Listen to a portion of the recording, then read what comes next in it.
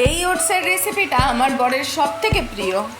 সারাদিন যতই junk food তেলে ভাজা খাবার খাওয়া হোক না কেন, দিনের শুরুটা যদি একটু স্বাস্থ্যকর ব্রেকফাস্ট দিয়ে হয় তাহলে মনটাও বেশ ফুরফুরে থাকে, তাই না?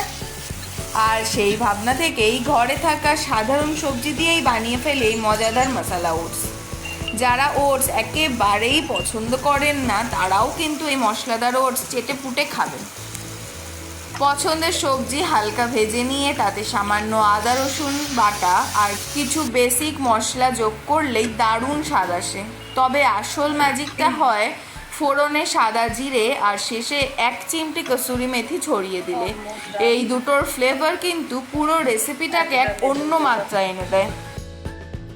আর ওটসের আরও ভিন্ন ধরনের রেসিপি পেতে সাবস্ক্রাইব করে সঙ্গে থাকুন ফোরন অ্যান্ড ফ্লেভার্সের। টাটা।